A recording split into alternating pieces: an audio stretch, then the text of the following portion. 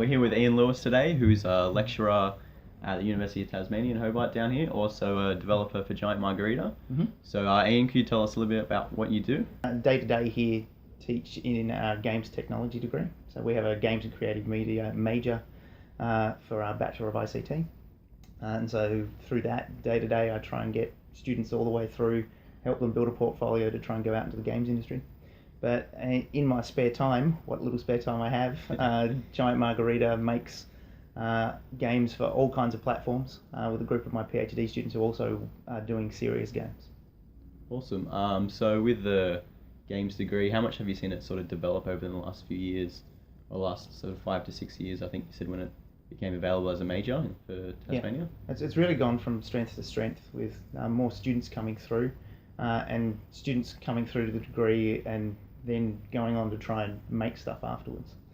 So it's been really great for us in terms of the university side, because we've had students, really good students, come through and stay with us to do a PhD, do research in games after doing honours research in games. So in your spare time, what sort of games would you sort of make? What would you like, the ideal games you'd like to show? At the moment, what we're trying to make is couch multiplayer games. So this is where, back to the old school style of gaming, where instead of playing online, you're all playing in the same room at the same time, having fun, trash talking each other, but in a friendly fashion as you're competing locally at the university open day.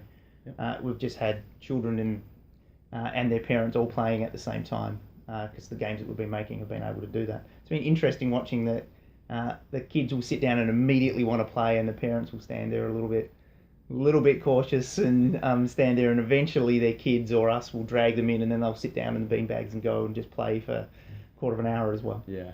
With the open day experience, how much value do you think you got out of that, seeing your games run and seeing all those like social connections being like activated by those people? It was great for us to see everybody enjoying the game.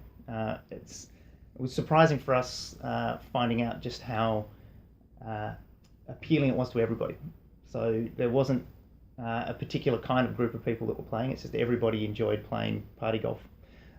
And what we learn out of it is that we get that feedback that what we've made is something that's really fun and really appealing to everybody, and that's always great to see. Yeah, and could you describe party golf in like a few sentences for us? So party golf is just a basic 2D golf game. So you're starting at a tee, trying to shoot to a hole, except what we've done is try to make it as flexible as possible so that you can have all sorts of crazy options, from being a normal golf ball to being a giant banana, to being able to bounce all over the screen, to having explosions happening when you hit each other, and to try and speed up the feeling of golf. With Open Day, was there any other student games that were being shown there? Yes, Giant Margarita has a third year project team, so they do a capstone project where they take all the skills that they've learnt in undergraduate and build a single year long project, and they're building a game called Downtime, which is a little bit like Worms, if people are familiar with Worms, but again that's quite a slow paced game like golf.